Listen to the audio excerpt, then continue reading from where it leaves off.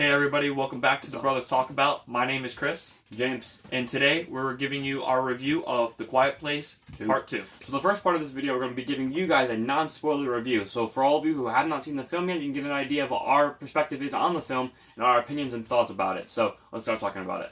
A Quiet Place 2 picks up right where the last one left off, and it follows the story of the Abbott family as they venture off, leaving their home after the passing of their father, Lee. I really don't consider this part a spoiler because it was featured heavily in the Quiet Place 2 trailer, so if you have seen those, you don't gotta worry about it. But if not, maybe fast forward 10 seconds. But we were able to see the introduction of how these alien creatures invaded the town. And that plot point is able to set up some exciting jump scares and moments that leave a lot of tension like the first film. We both agreed that this film really delivered by giving us a lot more character development and story building of the characters that were first created in the first Quiet Place movie. The film introduces us with a brand new character, Emmett, played by Cillian Murphy. His portrayal is able to blend in really well with the existing characters of the Quiet Place franchise. We get to see Millicent Simmons, Emily Blunt, and Noah Jupe come back and really deliver a great performance in this film. So capping off this non-spoiler review, if you guys enjoyed the first Quiet Place film, I highly suggest you go check out this movie in the theater because it provided a great theater experience. Alright, now we're going to be getting into our spoiler discussion for the video, where we're going to give our thoughts and opinions about the movie as a whole. So if you have not seen the movie, you've been warned.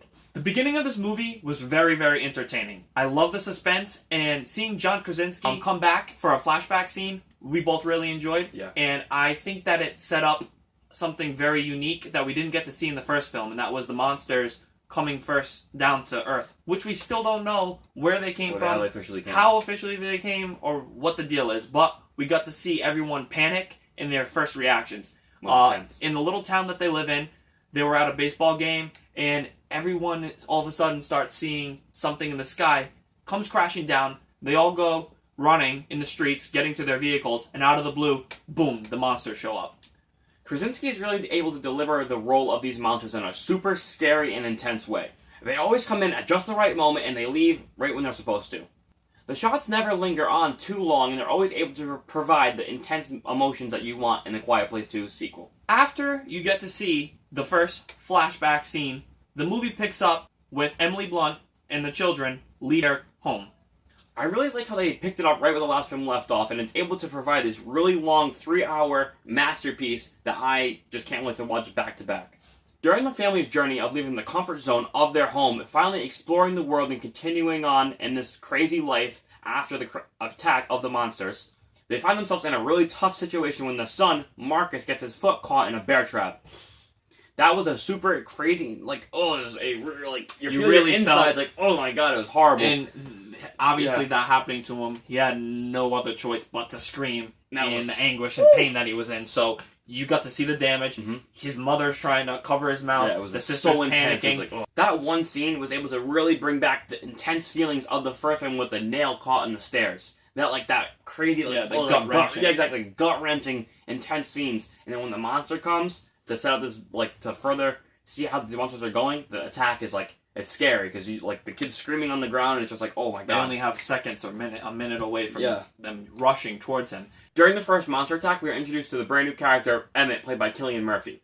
He was able to deliver a performance that I really enjoyed and it blended well with the existing characters. Like we said earlier in a non-spoiler review, we enjoyed his performance. The story continues as we find the family being trapped in Emmett's underground shelter type deal. Bunker area. Yeah.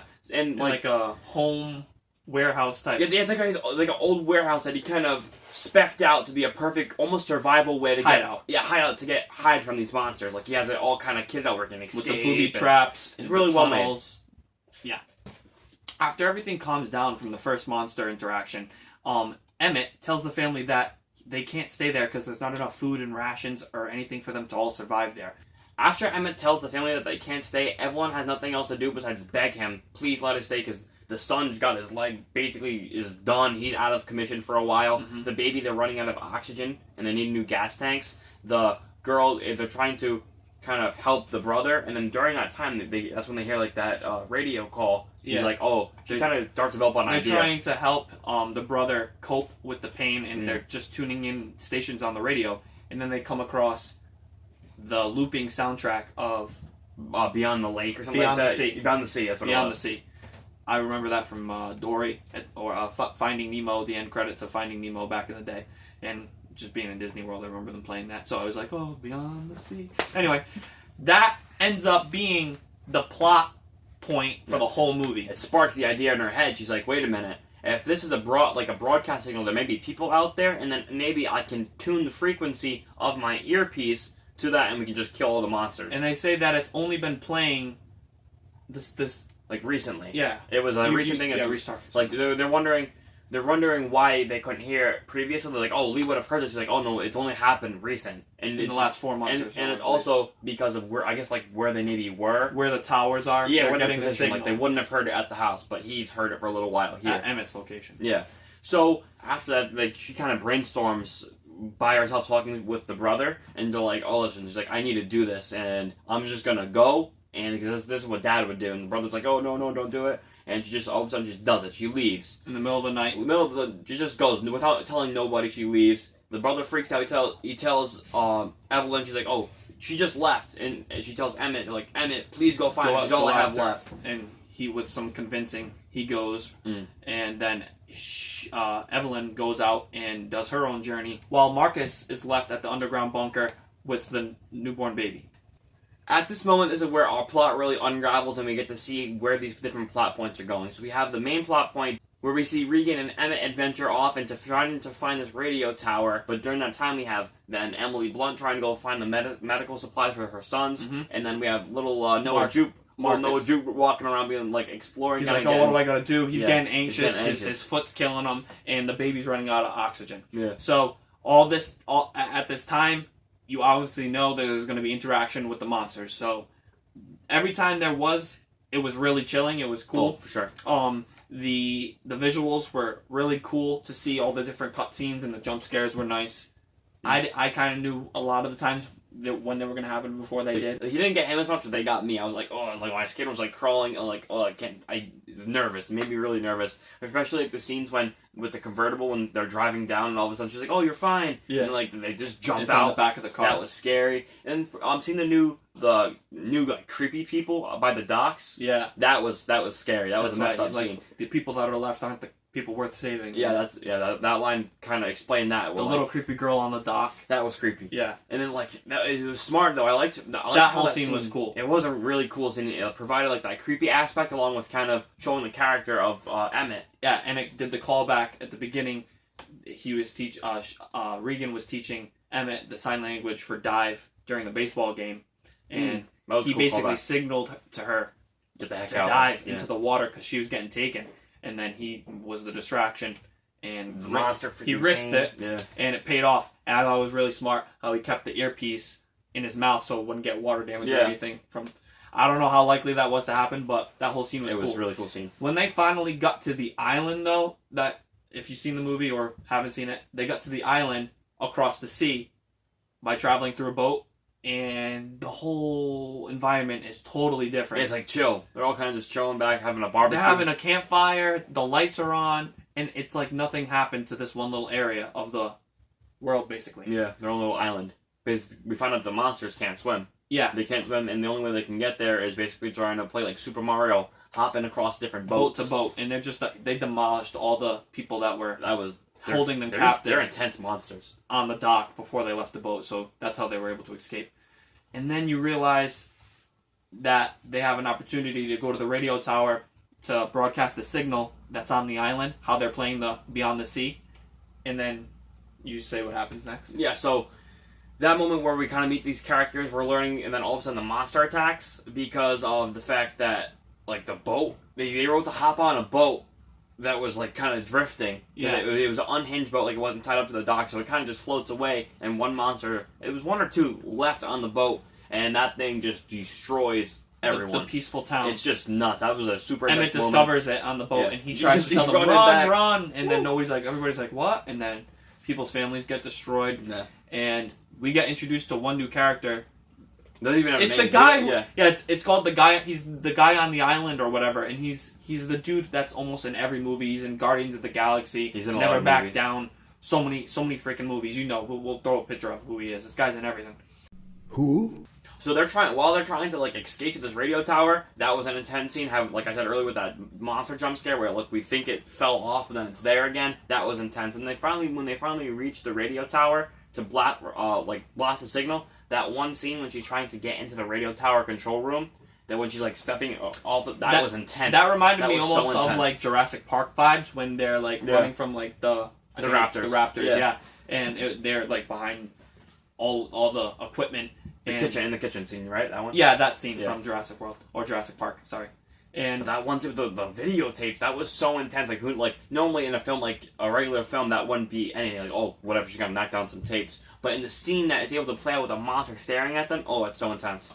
The film's intensity brought in a lot of different moments, like the one scene with Noah Jupe's character being locked in that one vault with no air. That was intense. For a little while, he stupidly forgot to close the rack. But I mean, to his defense, can't blame him. The monster was like coming down, but he shouldn't have gone and ventured upstairs because if he didn't, that would have been fine. Yeah. He ventured upstairs and he saw that Emmett obviously didn't bury his wife's body after she got sick with him and she couldn't take the pain, so she had him off close. She was closed off in a room that Marcus ventured into and opened up and realized it was a dead body. He got scared. That set off the chain of events of the monster coming down to the bunker. Yeah. And they were stuck there for a while. And Emily Blunt's character comes back with medicine and oxygen tanks and realizes, oh crap, there's a monster at the base. What's happening? And that was a really cool scene. Yeah. She was able to turn on the water, and the water made everything kind of neutral sounding. Yeah, it was able to distract the monster enough to her kind of sneak around. She placed one of the oxygen tanks and shot it. That was one thing. Blew it up. It didn't die. Yeah, the monster had no damage. It was almost no. It didn't even get damaged by the explosion, which is an interesting plot point. Like an interesting point. How like the monsters how do you defeat them besides the sound? Like there's no other way. You can't explode them. You can't just shoot them because they just don't even care. You have to. Shoot them in the fleshy part because their skin is like armor almost. The most intense part for me was when Emmett and Regan were in that radio tower and they made the distraction to finally get the earpiece to the microphone, go on air and play the static frequency, and it disrupted everything. And Marcus had the headphones on, heard the signal, plugged it in the speaker while the monster was trying to capture him. That was intense when they were she got the leg in the bunker. She got stabbed in the leg. That was intense. He got stabbed in the leg. Yeah. And everybody got leg injuries. Yeah. None of the main cast died, which was cool, except some random side characters. And but the main cast, they got to stick together as a family, which was cool. Which makes me think that kind of leaves it open. No one really dies, and maybe that might leave it open for Fireplace Part 3. I would love to see a Part 3 because the people it's not like they completely wrapped up the storyline. They just now made it so that the radio tower, whoever has the frequency, can fight against the monsters. Yeah. I want to know more about where they came from, how they got there. I feel like it reminds me of similar to Cloverfield, which is kind of a crappy movie, but that was also a suspenseful thriller type sci-fi monster movie. And you see the creature fall from the sky. You don't know a lot about it.